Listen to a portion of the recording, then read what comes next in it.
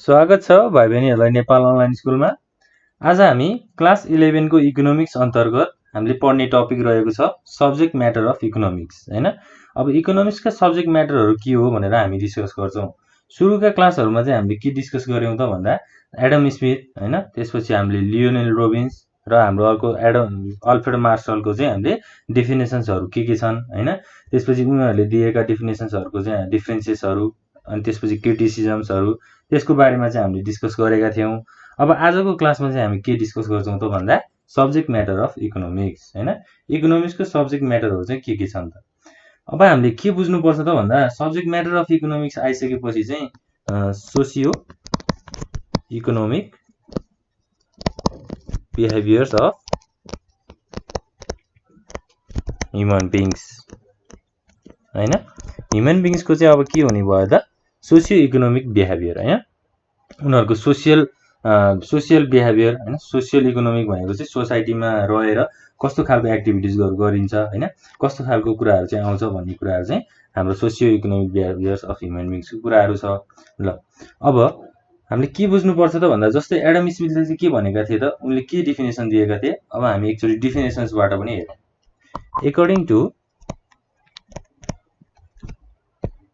According to definitions, Adam Smith, हाम्रो Adam Smith भन्ने अर्थशास्त्रले चाहिँ के भन्नुभएको छ त, उहाँले दिनुभएको डेफिनेसन चाहिँ वेल्थको हैन।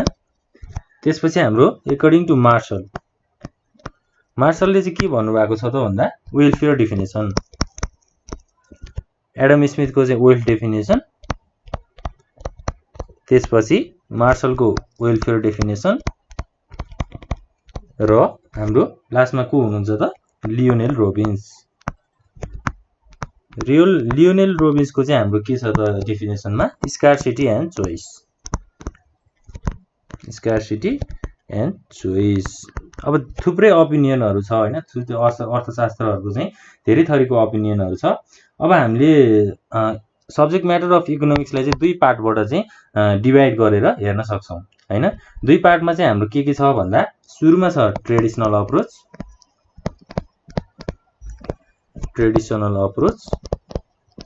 त्यसपछि हाम्रो छ मोडर्न अप्रोच।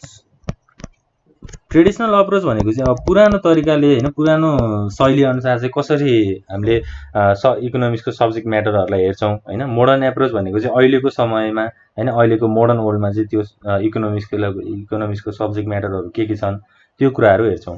सुरुमा जाउँ हामी अब ट्रेडिसनल अप्रोचबाट। अब ट्रेडिसनल अप्रोचबाट चाहिँ हामी कसरी जान्छौं त भन्दा इट हैज, जस्तै हाम्रो ट्रेडिसनल अप्रोचमा it has limited subject matter of economics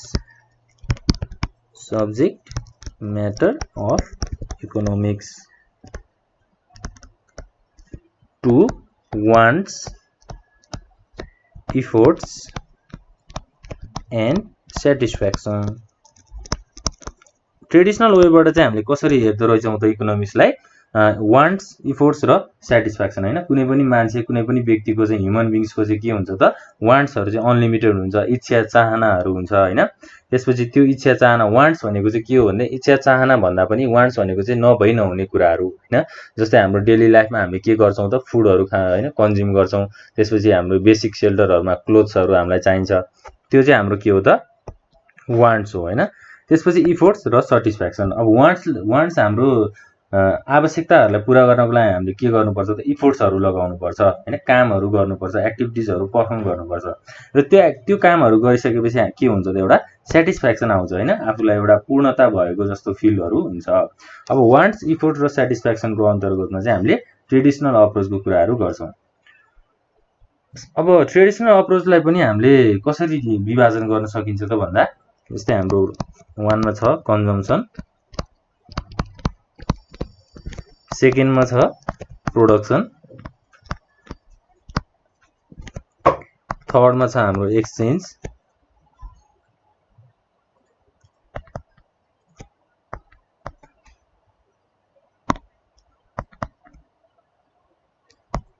एक्सचेन्जको कुराहरु आउँछ।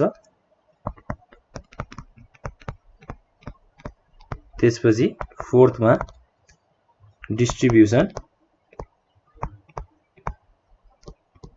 र फिफ्थमा चाहिँ के छ त पब्लिक फाइनान्स। अब हामीले माथि के कुरा गर्यौं त वान्ट्स इफोर्ट्स र स्याटिस्फ्याक्सन कुराहरू गर्यौं हैन। अब आवश्यकताहरूलाई कसरी पूरा गर्ने त भन्ने कुराहरू छ। सुरुमा छ कन्जम्पसन। कन्जम्पसन भनेको चाहिँ के हो त भन्दा destruction of utilities of goods and services हैन। ह्युमन वान्ट्सको चाहिँ आवश्यकताहरूलाई पूरा गर्नको लागि त्यसलाई सटिस्फाई गर्नको लागि के चाहिन्छ त कन्जम्पसन चाहिन्छ।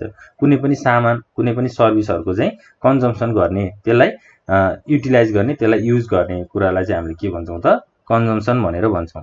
जस्तै हाम्रो वान्ट्स इफोर्ट्स र सटिस्फ्याक्सनको चाहिँ एउटा कसरी हेर्न सक्छौं त हामीले डायग्रामबाट सुरुमा हाम्रो वान्ट्स हैन त्यसपछि इफोर्ट्स र स्याटिस्फ्याक्सन। वान्ट्स भयो इफोर्ट्स स्याटिस्फ्याक्सनलाई कसरी इन्क्लुड गर्न सकिन्छ त वान्ट्सबाट हामी इफोर्ट्समा जान्छौं इफोर्ट्सबाट चाहिँ हामी स्याटिस्फ्याक्सनमा जान्छौं र त्यसपछि फेरि के हुन्छ त वान्ट्समै आउँछ। किनभने वान्ट्सलाई हामीले के भनेको हो त हाम्रो आवश्यकताहरूलाई चाहिँ आवश्यकता चाहिँ कहिले पनि पूरा हुँदैन हैन। इट अनलिमिटेड वान्ट्सहरु ह्युमन बिइङ्सको चाहिँ के हुन्छ त अनलिमिटेड आवश्यकताहरु चाहिँ हुन्छ। ल फर्स्टमा चाहिँ हामीले कन्जम्पसनको कुराहरु गर्यौं। अब त्यो ह्युमन्सको आवश्यकताहरुलाई चाहिँ कसरी कन्जम्पसन गर्ने हैन गुड्स भनेको सामान र सर्भिसहरु युज गरेर। त्यसपछि सेकेन्डमा के छ त प्रोडक्सन। अब प्रोडक्सन भनेको के हो त creation of utilities in goods and services हैन। जस्तै हामीले माथि त कन्जम्पसन गर्छौं युज गर्छौं भनेर भन्यौं तर अब के गर्नु पर्यो त सामानहरुलाई त उत्पादन गर्नु पर्यो हैन। त्यसलाई छुट्टै छुट्टै फ्याक्टर्सहरु युज गरेर सामानहरु उत्पादन गर्नु पर्यो। जस्तै प्रोडक्सनमा चाहिँ के आउँछ त creation of utilities of goods and services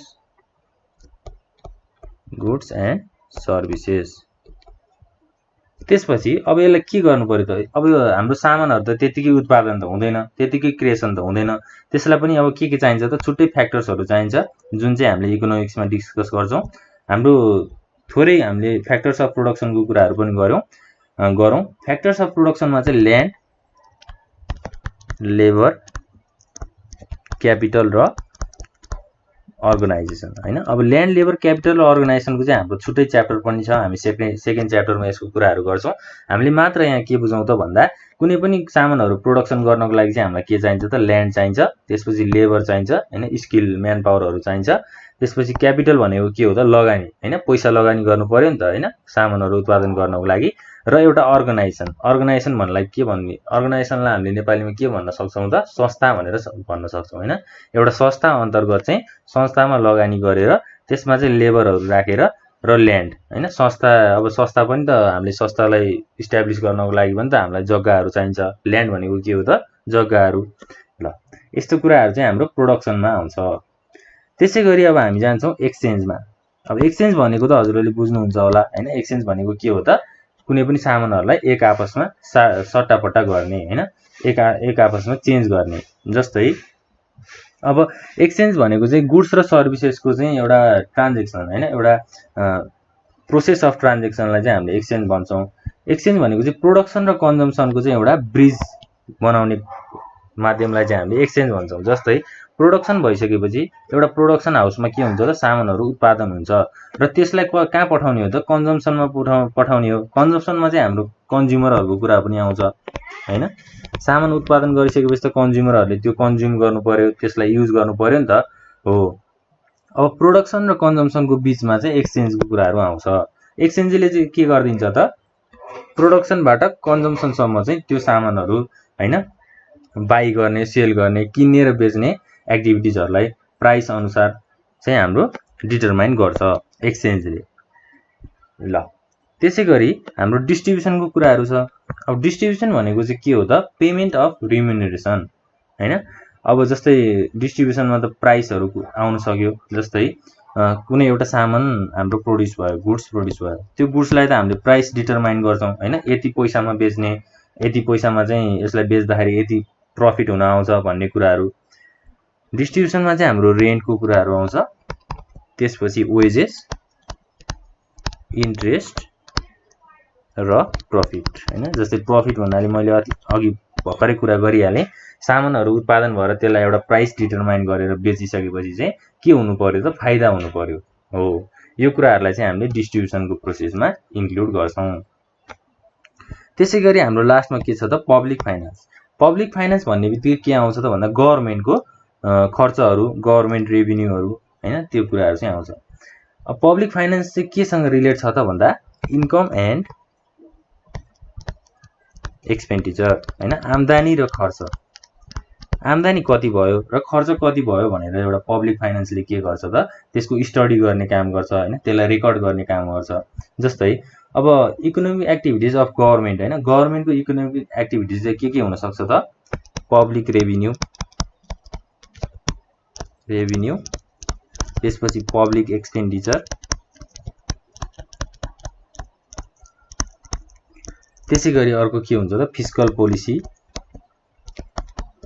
यो सबै चाहिँ केमा आउँछ त पब्लिक फाइनेन्समा आउँछ हैन। यो सबै काम चाहिँ के को हो त एउटा गभर्मेन्टको यस्तो खालको फाइनेन्सियल सिचुएसन्सहरूलाई चाहिँ रेकर्ड गरिन्छ जुन चाहिँ हाम्रो पब्लिक फाइनेन्सले हेल्प गर्छ। ल यो भयो हाम्रो ट्रेडिसनल अप्रोचबाट चाहिँ हामीले कसरी चाहिँ अब इकोनोमिकको सब्जेक्ट म्याटर अफ इकोनोमिकको चाहिँ कुराहरू हुन्छ भनेर त्यसलाई 5 पार्टमा डिभाइड गरेर यस्तो कुराहरूको चाहिँ हामीले डिस्कसन गरिसकेका छौँ हैन। अब हामी केमा जान्छौँ त भन्दा मोडर्न एप्रोच। हाम्रो ट्रेडिसनल एप्रोच पछि के छ त मोडर्न एप्रोच। मोडर्न एप्रोच भनेको चाहिँ अहिलेको समय, अहिलेको जेनेरेसनमा चाहिँ कसरी काम भइरहेको हुन्छ, इकोनोमिक्सको सब्जेक्ट म्याटरहरू के हुन् भनेर अब हामी डिस्कस गर्छौँ। अब मोडर्न एप्रोचमा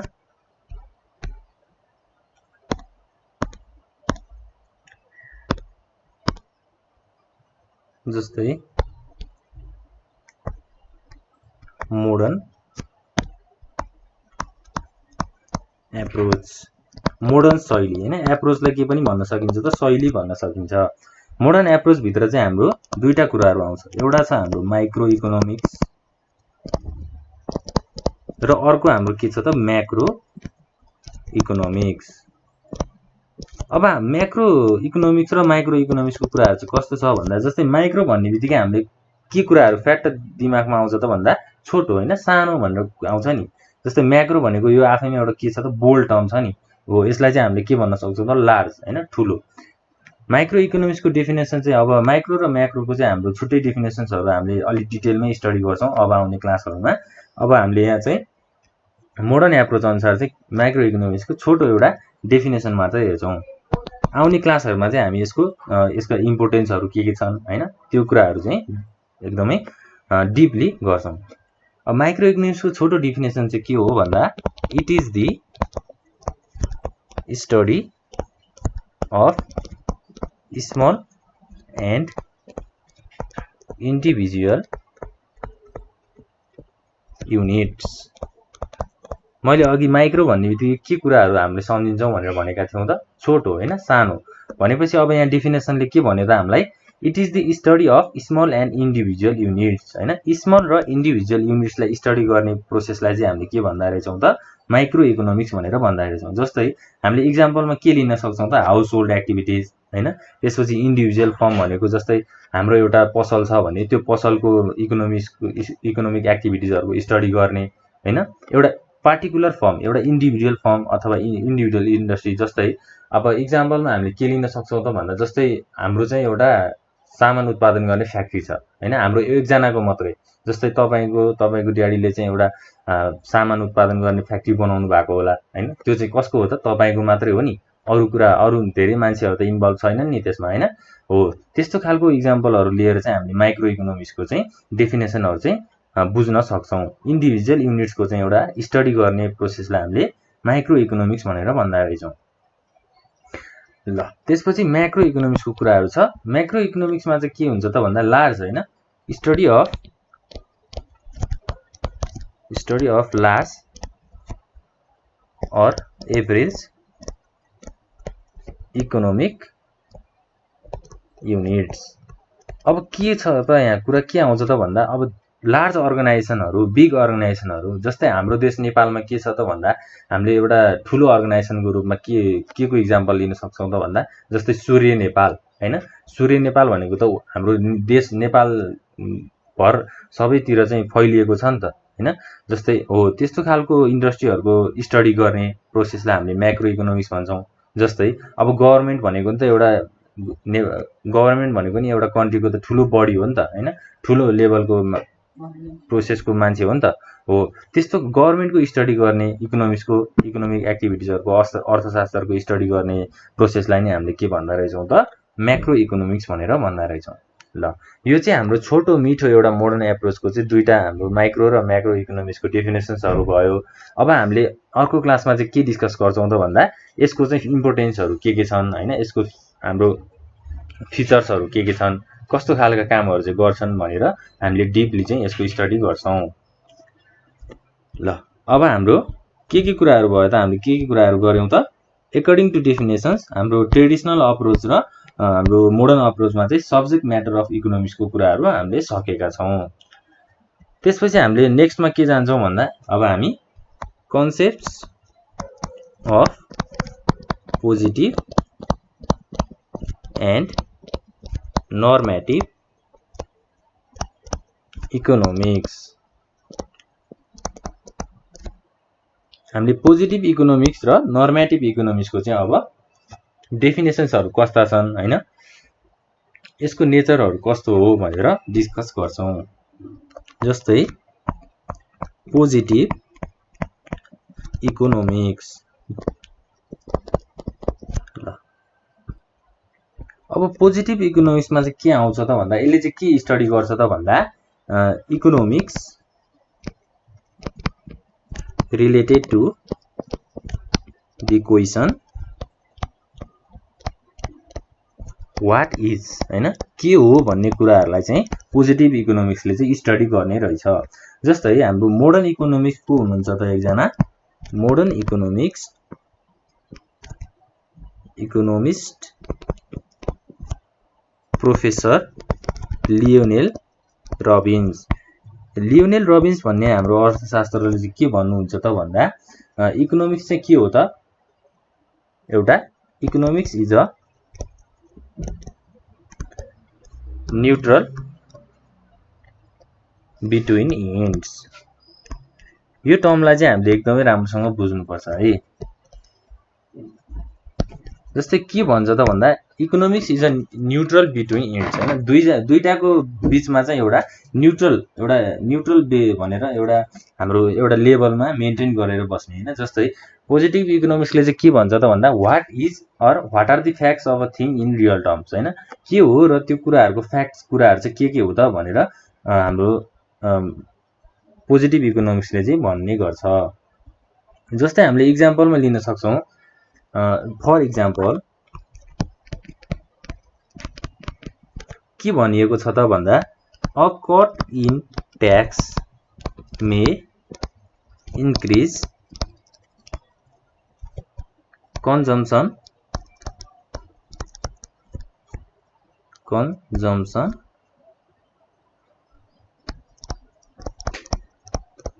expenditure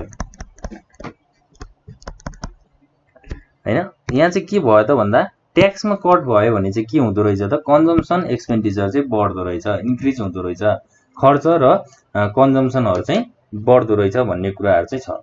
जस्तै अब ट्याक्स भनेको के हो त एउटा गभर्नमेन्टले लिने सर्टेन अमाउन्ट हैन, पैसा, त्यो पैसाहरु त कट भयो, त्यो पैसाहरु तिर्नु परेन भने के हुन्छ त कन्जम्सन धेरै हुन्छ हैन। अब अहिले त मान्छेहरुले के गरिरहेको छन् त सामानहरुको ट्याक्स तिरेर त्यो सामानहरु युटिलाइज गरिरहेको छन्, तर ट्याक्स नै तिर्नु परेन भने के हुन्छ त कन्जम्सनहरु हाई हुन्छ हैन, एक्सपेन्डिचर खर्चहरु धेरै हुन्छ। अब यो चाहिँ के भयो त कट इन ट्याक्स भनेको चाहिँ एउटा कज हैन, कन्जम्सनको लागि चाहिँ एउटा कज भयो नि हो। यस्तै खालको स्टडी गर्ने प्रोसेसलाई चाहिँ हामीले के भन्छौं त पोजिटिभ इकोनोमिक्स भनेर भन्छौं। अब पोजिटिभ इकोनोमिक्सले चाहिँ के कुराहरु पनि कन्सर्न गर्छ त भन्दा व्हाट टु प्रोड्युस, त्यस लगतै के छ त अर्को हाउ टु प्रोड्युस र फर हुम टु प्रोड्युस। के भनेको छ त भन्दा व्हाट टु प्रोड्युस भनेको के हो त के चाहिँ प्रोडक्सन गर्ने त, उत्पादन चाहिँ के गर्ने भन्ने कुराहरु छ। त्यसपछि हाउ टु प्रोड्युस, त्यो उत्पादन गर्नको लागि के कुराहरु चाहिन्छ, कसरी उत्पादन गर्ने भन्ने कुराहरू छ। र त्यसै गरी अर्को के छ त फर हुम टु प्रोड्युस। अब त्यो सामानहरू कसको लागि चाहिँ उत्पादन गरिदिने भन्ने कुराहरू पनि एउटा स्टडी गर्ने प्रोसेसलाई के भन्दो रहेछौँ त पोजिटिभ इकोनोमिक्स भनेर भन्दो रहेछौँ। यसरी चाहिँ हाम्रो पोजिटिभ इकोनोमिक्सको कुराहरू छ। पोजिटिभ इकोनोमिक्सले के पनि गर्छ त भन्दा प्राइस डिटर्मिनेसन जस्तै कुनै सामानको चाहिँ प्राइसहरू कति राख्ने भन्ने कुराहरू भयो। त्यसपछि म्याक्सिमम प्रफिटहरू कसरी कमाउने हैन। त्यसपछि मिनिमाइजिङ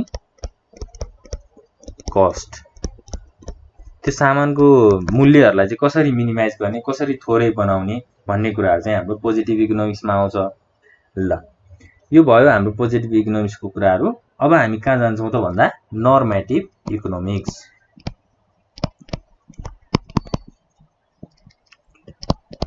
नर्मेटिभ इकोनोमिक्सले चाहिँ कस्तो खालको डेफिनेसन दिन्छ त भन्दा is related to the question what ought to be, के हुनुपर्ने हो भन्ने कुराहरूलाई चाहिँ स्टडी गर्ने प्रोसेसलाई के भन्दो रहेछौँ त हाम्रो नर्मेटिभ इकोनोमिक्स भन्दो रहेछौँ। जस्तै अब डेफिनेसन अनुसार चाहिँ के छ त भन्दा जस्तै new classical economist Marshall Pigou, हाम्रो यो चाहिँ को हो त हाम्रो अर्थशास्त्रहरू हुन्। फ्रेजर, मैकफे इटिसी हैन आर अमोङ देम भनेको के हो त यस्ता खालका अर्थशास्त्रहरूले चाहिँ हाम्रो नर्मेटिभ इकोनोमिक्सलाई चाहिँ डिफाइन गरेका छन् हैन। जस्तै अब मार्शल डेफिनेसनले चाहिँ के भन्दो रहेछ त भन्दा material welfare is the end and wealth is only the means हैन। जस्तै मार्शल डेफिनेसन, मार्शल भनेको को हो त हाम्रो अल्फ्रेड मार्शल भन्ने अर्थशास्त्र हैन। हामीले सुरुको क्लासहरुमा नि डिस्कस गरिसकेका छौं यो कुराहरुलाई।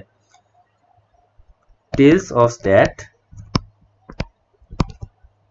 The material welfare is the end and wealth is only a means.